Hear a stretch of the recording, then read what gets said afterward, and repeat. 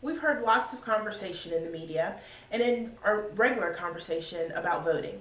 Do we use in-person voting? Do we use mail-in ballots? Do we use absentee ballots? What's the difference? Let's pause and talk about the difference between a mail-in ballot and an absentee ballot. But first, we must take a look at how these terms came to be. During the Civil War, soldiers were allowed to utilize absentee ballots as a way to vote in their home state while being away. As time passed, more states followed this trend of using absentee ballots in order to increase accessibility, especially for those who were hospitalized, disabled, or on jury. By definition, the term absentee ballot represents a ballot that is sent to a voter outside of their polling place. This ballot has become commonplace among Americans to the point where individuals who do not have a physical challenge or disability can request an absentee ballot. These ballots are known as no excuse absentee voting. There are many examples of people using absentee ballots in the news or mail-in voting.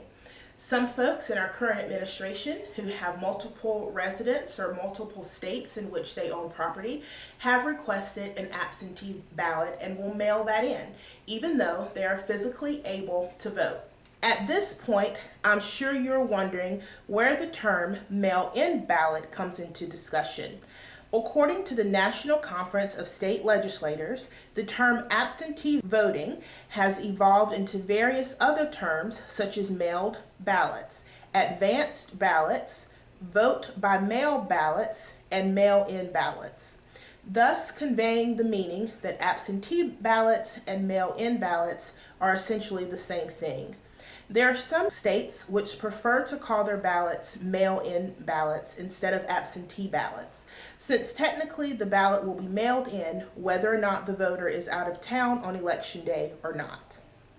To simply put it, there are various terms for this ballot due to decentralized election administration systems in the United States.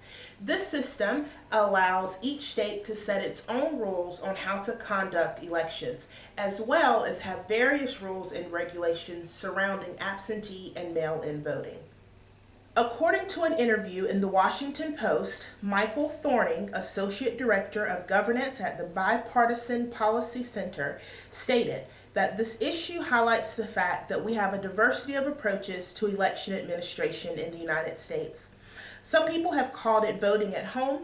Some people have referred to it as voting outside of the polling place. But at the end of the day, these are systems for delivering ballots to voters.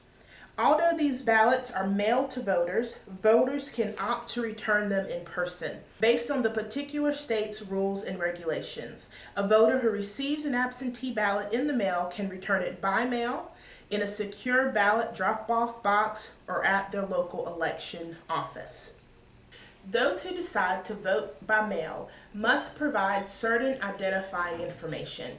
It may be their driver's license, their birthday, their address, or other identifying information such as the last four digits of their social security number. Once this information is received, then it is matched with stored information that's on the voter registry, making it virtually impossible for voter fraud to happen through mail-in ballots or absentee voting. Regardless of how you vote, in person, mail-in, absentee, whichever word it is that we choose to use, it's so important to exercise your right to vote.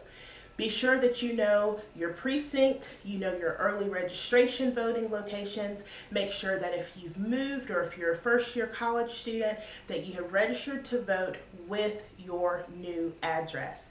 Voting is important. It's the first thing and the most powerful thing that we must do to ensure our democracy.